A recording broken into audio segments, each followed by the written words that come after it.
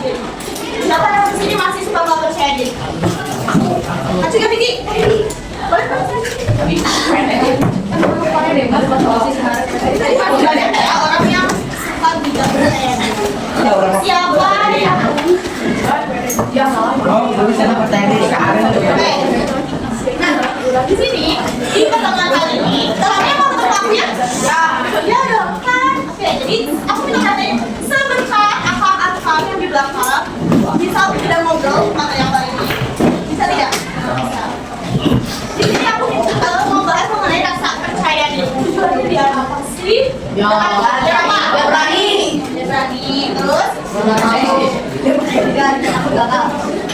Yang pertama, biar tadinya bisa mengenali hal yang membuat dirinya tidak merasa percaya diri. Jadi, di materi kali ini, aku pengen kalian bisa mengenali apa sih yang bikin diri kalian gak percaya diri. Terus, yang kedua tujuannya untuk meningkatkan kepercayaan diri kalian. Yang ketiga adalah meningkatkan rasa percaya diri dengan menerima segala kekurangan diri. Kadang suka kayak gini, aku mau percaya diri terus fisik aku begini. Soalnya aku habis bikinnya gini. Nah, di materi kali ini aku mau kalian buat menimbukan rasa percaya diri dengan menerima kekurangan diri kalian. Boleh buka buku BK-nya di sekolah?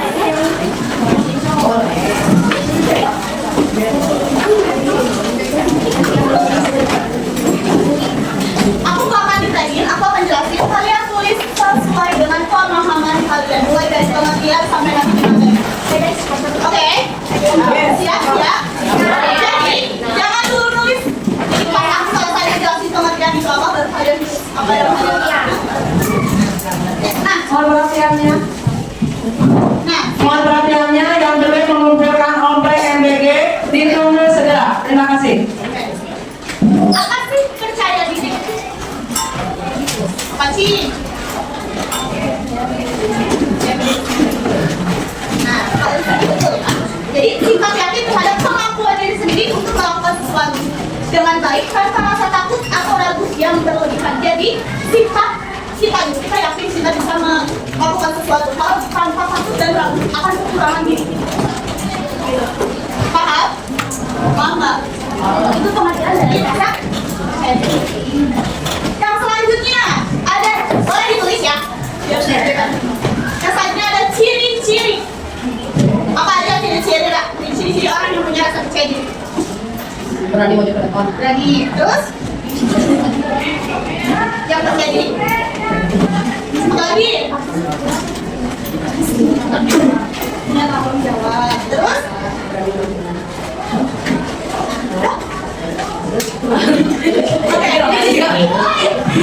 Oke, jadi berani mengungkapkan sesuatu. Jadi misalnya berani untuk berbicara, misalnya siapa yang suka kadang presentasi kan masih suka ngomong kan? Orang yang percaya diri pasti berani untuk mengungkapkan sesuatu hal apapun. Yang kedua ada optimis menghadapi tantangan. Optimis apa? Berarti optimis lawan katanya pesimis. Optimis apa? Optimis orang yang suka kayak gini. Kalau pesimis, orang yang aku mah nggak bisa. Padahal belum dicoba. Gitu. Ya kenapa berani? Apa salah? Itu namanya pesimis. Padahal belum dicoba.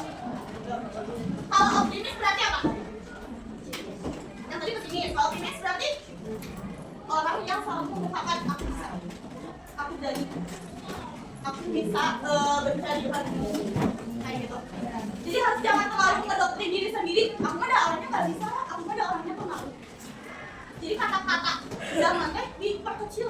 Jadi aku bisa. Aku yakin aku pasti bisa. Padahal yang nggak tahu dia nanti di depan mah. Tapi ketika kita udah doktrin diri dengan kata-kata positif, kalau pasti pas kamu bisa pasti bisa. Beda sama orang yang dari awal dari belakang aja udah aku nggak bisa ini nggak bisa. Oke, paham? Oke. Yang selanjutnya ada tidak mudah terpengaruh kepada negatif. Jadi maksudnya, misalnya kan ada nih yang orang-orang suka mengatakan, ih kamu jangan maju ke depan nanti gini. Ih kamu tahu nggak nanti di depannya gini tahu. Gitu. Yang orang-orang yang suka ngomong. Boleh? Ya, coba aja. Coba aja atau semuanya? Boleh? Dua orang coba. Dua orang. Jadi tidak mudah kan pengaruh-pengaruh negatif, paham? Jadi yang orang-orang ada suka, ih tau gak kamu gini-gini, tau aku gak bagus tau kalau gini-gini. Jadi kamu si orang yang dikatakan tidak berarti kata orang lagi. Boleh apa gini yang tadi? Nah, kadang kalau kita dikatain kayak gitu suka malah sakit, suka jadi ih, nggak bisa, kayak ih, ya kan? Betul ya? Nah, orang yang punya percaya diri itu tidak gampang buat pengaruhnya. Jadi coba aja dulu selagi kita masih bisa mencoba, cobain dulu. Selagi itu positif. Hai. Yang selanjutnya, menerima kelebihan dan kekurangan diri. Kadang kita suka bandingin kekurangan kita, misalnya aku teh jago aku teh gini, tapi aku teh takut buat ngungkapin. Kadang kita tuh selalu menerima kelebihan kita, tapi gak menerima kekurangan kita. Orang yang percaya diri menjadikan kekurangannya sebagai potensi yang dia miliki. Misalnya apa? Menerima kelebihan dan kekurangan diri. Nah, misalnya kalian sering gak sih lihat orang dibagiinnya nanti. Oke, nanti dibagiinnya ya. Nah, jadi menerima kekurangan dan kelebihan diri. Jadi tidak hanya menerima kelebihan. Yang selanjutnya, penyebab tidak percaya diri. Yang pertama ada pengalaman gagal yang terlalu sering. Jadi misalnya ketika kita di depan nih, ini aja saya ini.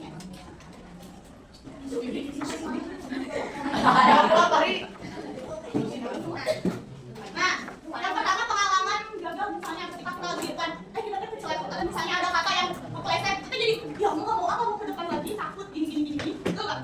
Pernah nggak sih kalian kayak gitu kan, kayak tipu tulis gitu misalnya, jadi besoknya aku nggak mau soalnya suka tipu gitu, kan suka ada kayak gitu. Nah itu tuh menyebabkan seorang tidak percaya diri. Yang selanjutnya sering dibandingkan, itu juga membuat seorang tidak percaya diri. Misalnya, bagusan si ini ya ngomongnya daripada sini, itu juga membuat seseorang tidak percaya diri.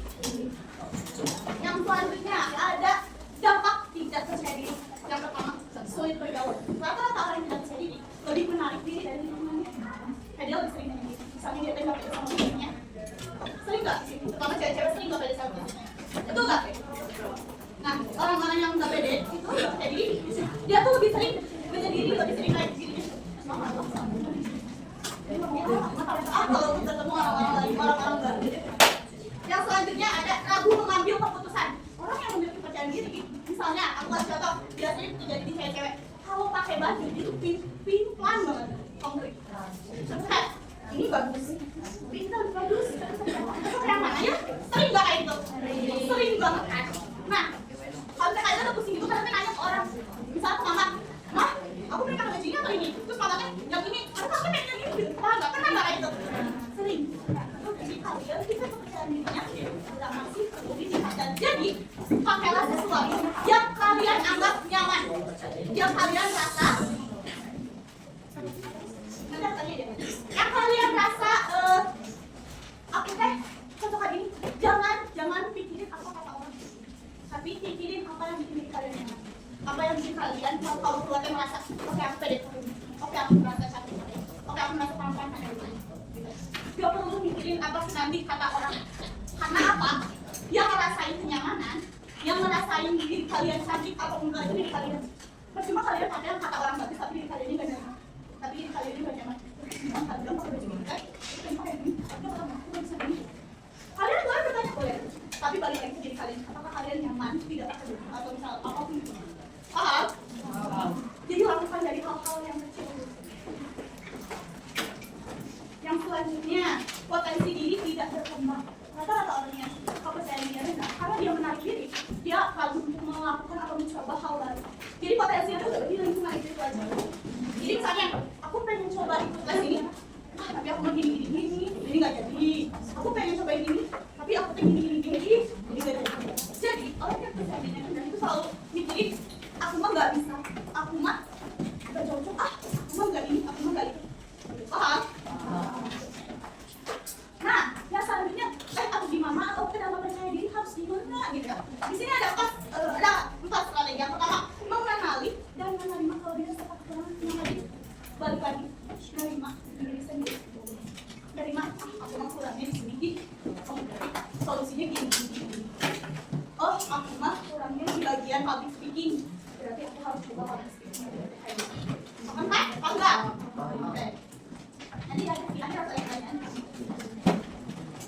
berani berbicara di depan orang. Malu gak kalau kayak gitu langsung? Malu gak? Malu. Aku punya strategi yang paling sering aku lakuin biar aku bisa ngomong di depan orang. Kalian cobain bicara di depan kaca. Siapa yang suka bicara di depan kaca? Coba, yang tinggi. Banyak kan? Nah, apa yang kalian bicarain? Aku tanya apa? Boleh berdua malah. Aku yang sering aku bicarain adalah misalnya aku selalu afirmasi diri aku. Kayak, it's okay, gue capek. Gak apa-apa loh. Kayak gini hari ini. Aku selalu afirmasi diri aku. Ih, di kaca ya, kaca besar. Ih, aku deh. Dibilang kepedean yang gak kepedean. Ya kan? Ya percaya. Aku pasti bilang gitu ternyata. Ih, hari ini aku udah dalam banget tahu. Aku udah keren hari ini. Siapa yang suka afirmasi diri kayak gitu? Siapa? Ada orang? Kalau apa? Kalau lagi kaca besar.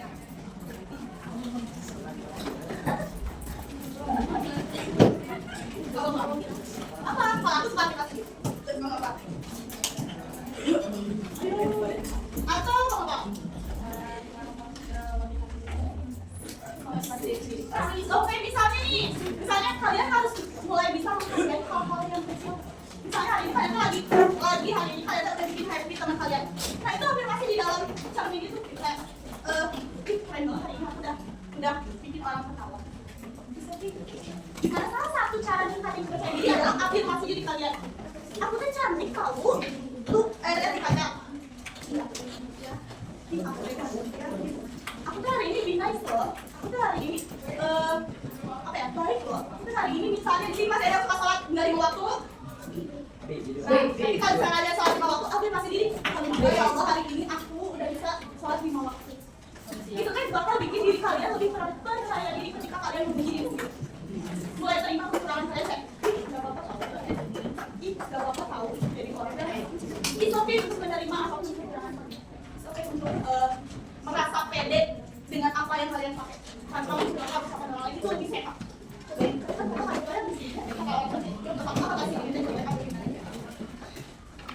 Jangan pernah pikirin kata orang lain. Karena apa? Ketika kita mikirin apa kata orang lain, gak akan ada gunanya gini. Kayak kita mikirin aja kata si dokter gini. Malah ke dokter gini kita buat terus. Lagian dia juga gak terlibat langsung dalam kehidupan kita. Selagi kita gak pernah merugikan orang lain, selagi sesuatu hal itu positif, itu yang kalian kerjain. Paham?